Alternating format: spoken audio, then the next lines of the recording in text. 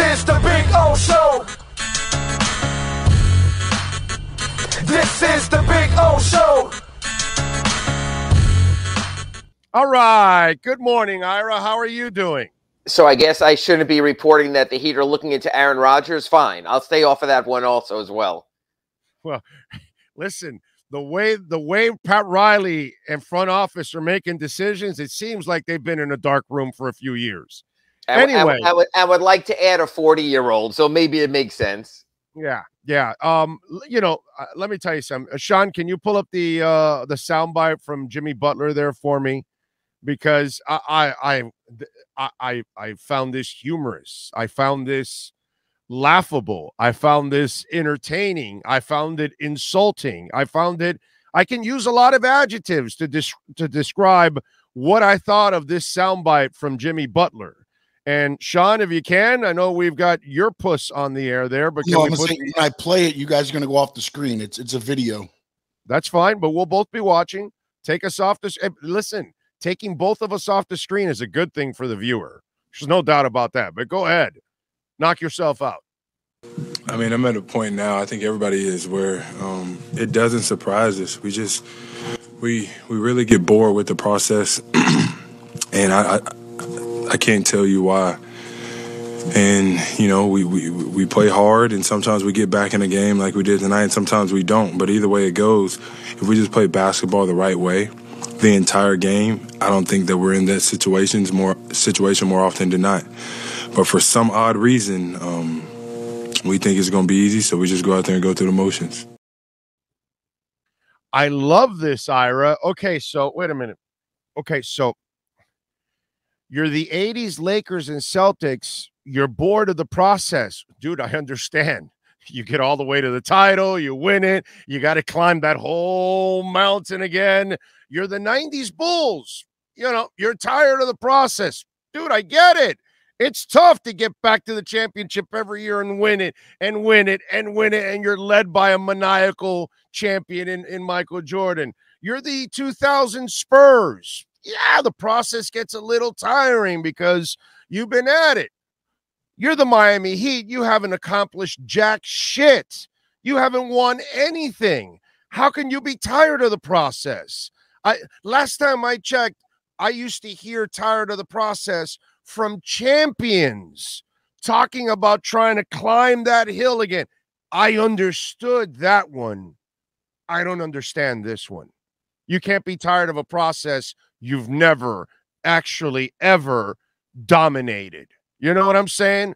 That I don't understand. I can understand an artist who, Bruce Springsteen, has to try to create another great album again. U2, another great album again. I get that, dude. That's a hell of a challenge. And go out on a world tour and put it all together again, and all the pressure from the record company and your fans. You got to accomplish in that, then climb that mountain. The Miami Heat have not climbed any goddamn mountain to be bored with any process. Tyler has not accomplished anything. Neither has Bam. Jimmy has never won a title. I'm sorry. I'm missing. How can you get bored of a process you haven't even dominated? Well, a couple of things. First of all, let's put perspective on that tape. That was after the loss to New York. Then they went ahead and they beat Atlanta. So they obviously took a step forward there. I think Atlanta's a soft-ass team that doesn't prove anything every single year. They got no heart. I mean, they're just new coach. Good coach. That's a team in transition.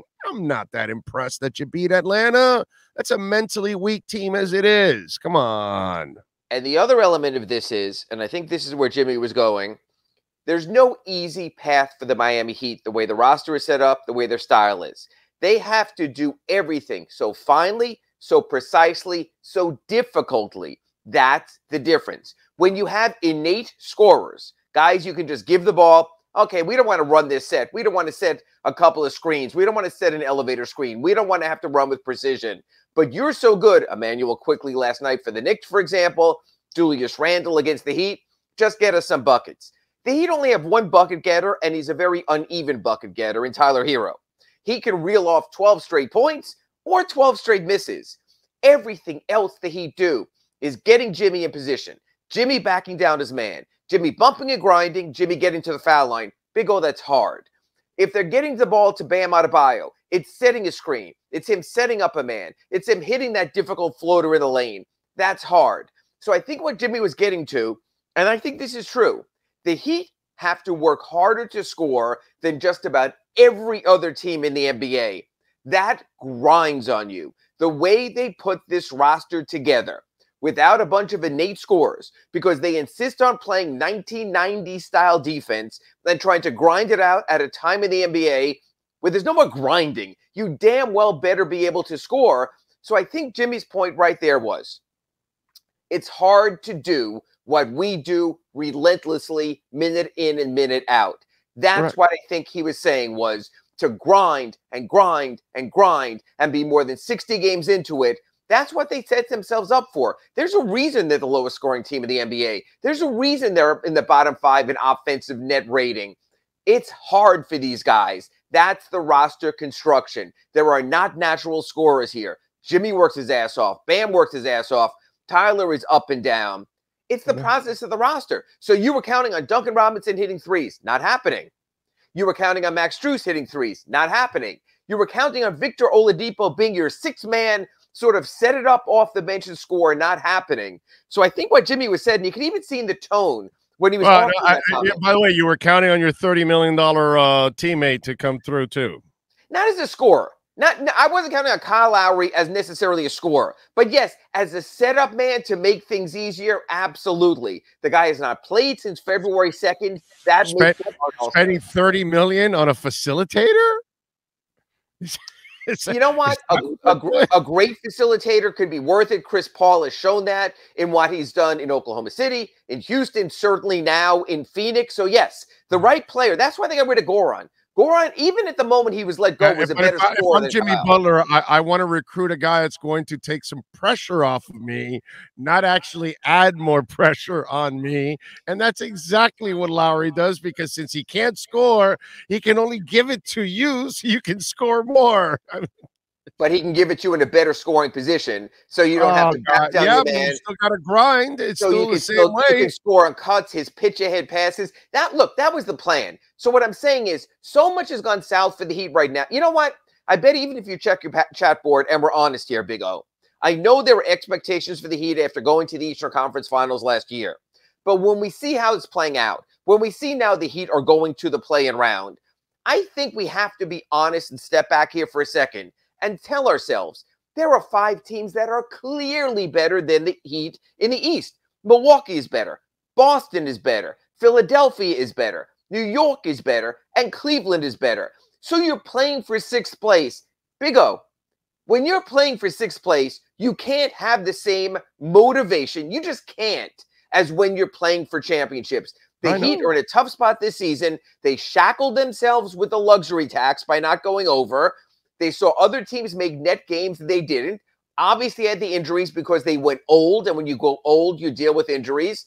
And that's where you wind up. So really, the ultimate for the Heat after the season is that they could raise 6 fingers after the season of going, we're number 6. Because that's basically the upside of where they are this season. That's just the brutal honesty. By the way, breaking news, the Saints are giving their new QB, Derek Carr, a 4-year deal.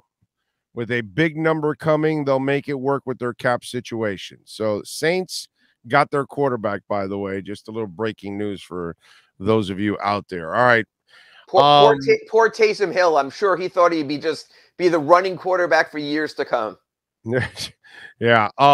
So where do they go this offseason?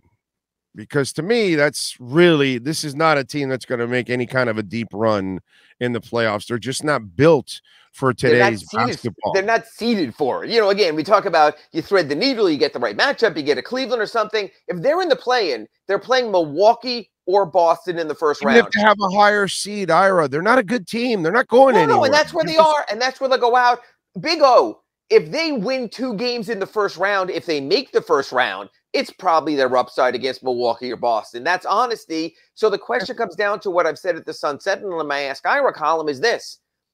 Do you attach sweeteners to your bad contracts to get rid of them? Or do you just have to sit back for a year and saying, let the Kyle Lowry thing expire, take another year off the Duncan Robinson contract, don't overspend for Strus and Gabe Vincent and rework it, and maybe even move Jimmy Butler. But if you move Jimmy Butler, then you're not setting yourself back just a year, you're setting yourself back years. This team has never done that before. I disagree. If you trade Jimmy Butler and Lowry's contract expires in a year, you now are opening up a crap ton of salary for 2024-2025 season. Yeah, 23-24 might be rough, and that's fine, and that's a transition year. But if somehow or another you can unload Lowry and Butler, that's a lot of money that you're unloading, and now you can finally keep yourself liquid, which is what I've said for many years now, all the way back to the journeymen when they made commitments to all those guys, and I said, man, all you have to do is sign guys to one-year deals, stay liquid, keep the money the following year, and see if the whale appears. And if the whale appears, you have the money. So I disagree with you. And on the Butler thing, well, everybody's way behind on me because I would have tried to move his ass if I could, during the trading deadline. I was not a fan of this extension with Butler, and obviously I was never a fan of this Lowry deal. I think it is a positive. I don't know if anybody could trade for Butler. I don't know if somebody's willing to trade for Butler and think that they're a Butler away from a title, but if you can do it, there's no doubt in my mind you have to do it, and at least you open up that monster cap space 2 years later. And you strip yourself down to this, Big O. As you know, to get a free agent and attract someone, you have to be seductive to them. In other words, when Kevin Durant looked at the Suns, he said, yeah, Devin Booker, Chris Paul, DeAndre Ayton, I want to go there. If you strip the Heat down, you're stripping down to Bam Adebayo and Tyler Hero. Do you think that is seductive enough to get an A-list player? For example, Luka Doncic, when he becomes available in a couple of years, is that enough to seduce him? Or do they look at Tyler Hero as sort of a guy? I think a lot of players like to play with Bam because his defense helps you look better. So that's the question you have is, how seductive is a Tyler Hero and a Bam Adebayo in luring free agents? Does it have the allure of a Dwayne Wade? Probably not.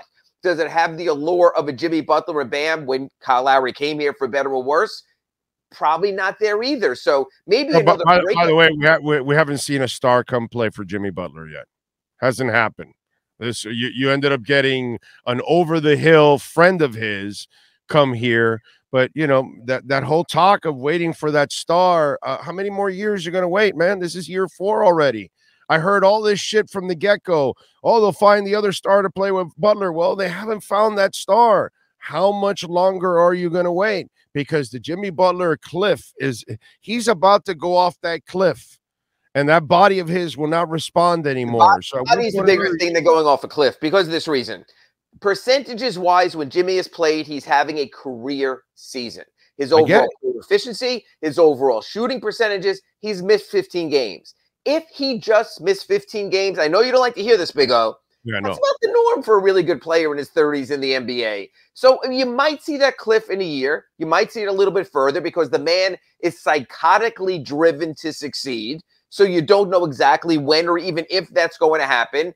But I think it comes down to this. Pat Riley, Eric Spoelstra, Mickey Harrison, Nick Harrison, Andy Ellisberg, Adam Simon have to sit there and say, is a core of Tyler Hero and Bam Adebayo a championship core? And if not, hell, maybe you let them go also. Maybe if Joel Embiid doesn't get out of the second round, which he never has in his entire career, you could be seduced into trading Bam Adebayo and maybe even Tyler for Joel Embiid. That's more of the Pat Riley way of doing things than having the patience and waiting down the road for space to open up.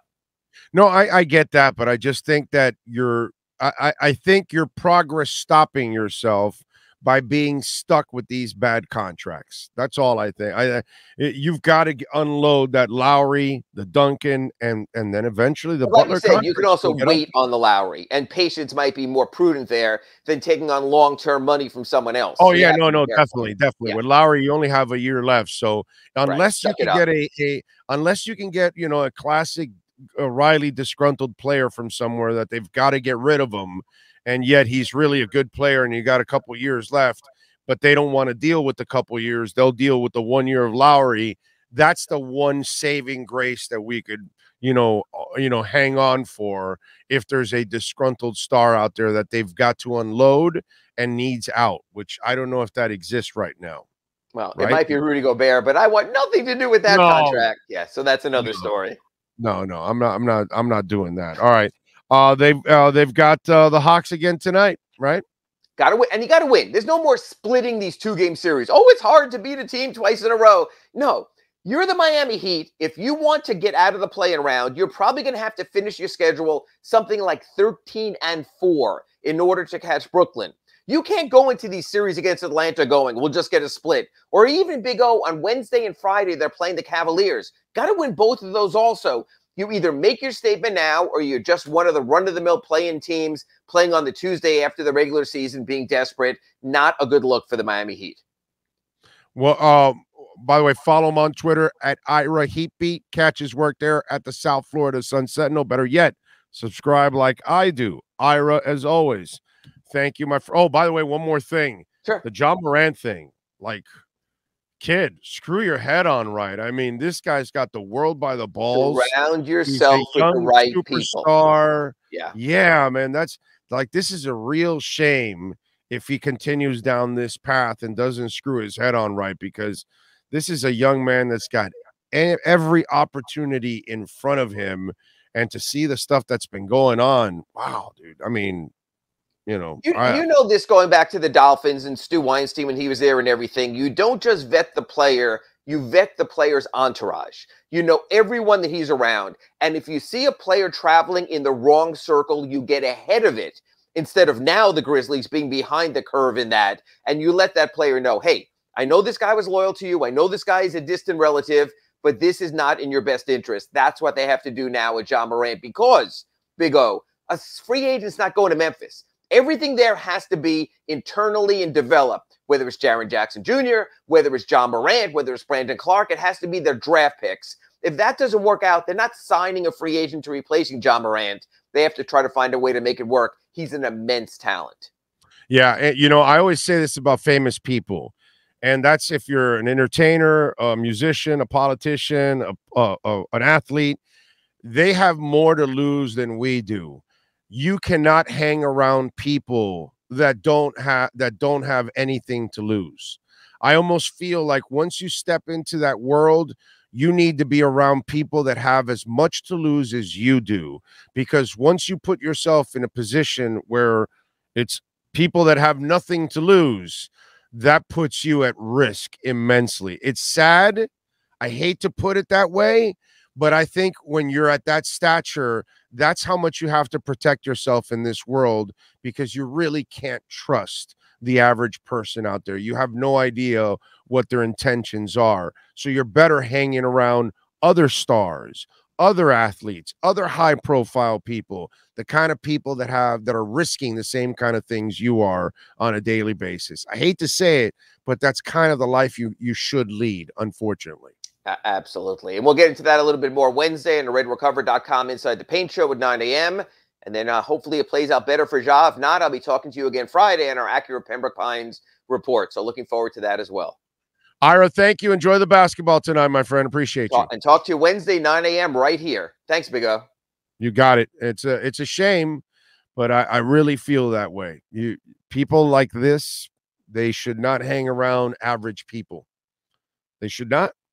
I mean, John Morant was in the pickup game with a 17-year-old. And who knows what that 17-year-old did or said or whatever that got him so riled up that he went and got a gun. Well, you know what, bro? Don't hang around 17-year-olds. If the team takes you to a team function, to a hospital or a boys club or whatever, that's the kind of stuff you go, you visit, you're there in a team setting, you've got officials around you, boom, boom, you're out. I'm sorry. Once you're famous, you should not hang around average people, because you don't know who they are and what their intentions are. And usually all it does is it puts you at risk. And whether this is John Morant's fault or not, you got it, whatever. You grew up in a barrio, the trailer park, the hood, whatever the hell you want to call it that you come from, you got to leave them behind, bro. You got to leave them behind because more often than not, the boys from the barrio are going to bring you down. Why? They got nothing to lose. You got everything to lose. And that's the problem because they're still thinking like you used to think when you had nothing to lose. And they still act like you used to act when you were young and you had nothing to lose. They're 30, they're 25, they're 45, but they're still thinking like when you were 15. That's why you can't go back. You got to move forward, unfortunately, because if not, it's going to bring you down. And it happens all the damn time. That's your Acura Pembroke Pines, Miami Heat, and NBA report.